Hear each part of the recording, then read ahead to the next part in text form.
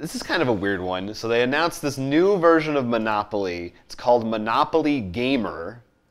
But really it's Monopoly Mario. Right. Which I think already existed. Yeah, except it's literally the same skin on. Like, it's nothing. It's right. It's Monopoly with Mario. The whole idea behind this is, like, it's not just Monopoly. We actually have new mechanics, I believe, like it's items and stuff. Right, so the things that are different about this version of Monopoly, it's got your standard, you know, you're buying stuff up, you're buying Bowser's Castle or whatever. You have coins for money instead of paper. Of course. Your characters actually have special, unique abilities. So in the game, there's Mario, Luigi, Peach, and Donkey Kong. And if you land in a certain space, they can do a thing like they can steal coins, or maybe they'll get to collect their rent a second time, or when they get that power up on all their properties, something like that. And there's also a power up die, which when you move, you roll that, and it could be something like a red shell. So there's a little Mario Kart in there. The red shell, you hit the somebody you want and steal coins from them. So more back and forth theft in this version of the game. And then there are also boss battles. And actually that's the way the game ends, is once someone fights Bowser. So every time you pass go, you can fight a boss battle, which you must pay to fight. And then you're rolling a die, and you want to hit that number.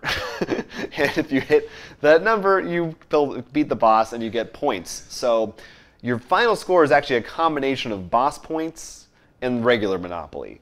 So that's sort of, I guess, a different way you can win the game instead of just going for your property collections.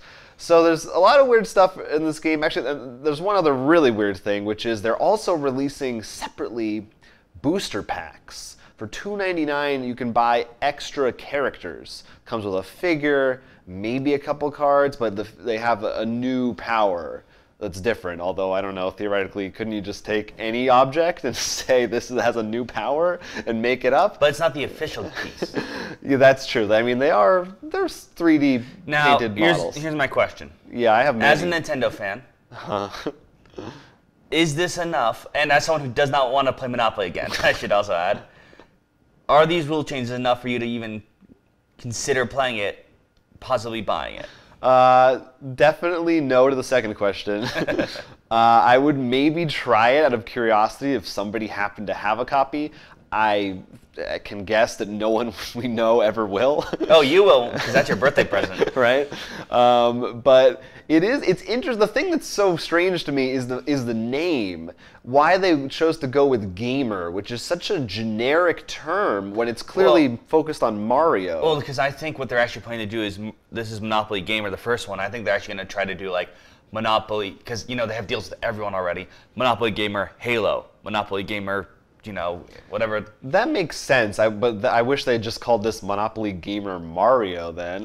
Also, I just think the term gamer, it's almost, especially like in light of after Gamergate, it's almost like a negative thing now.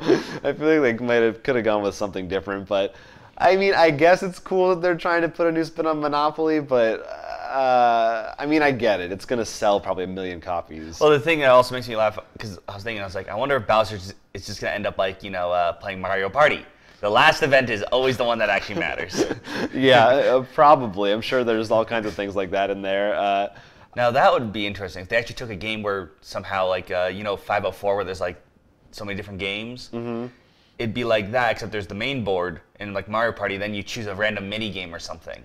Well, you gotta run through that. There's that Mario Party card game that we've talked about before that used the digital e-reader to play video games, mini games on a Game Boy.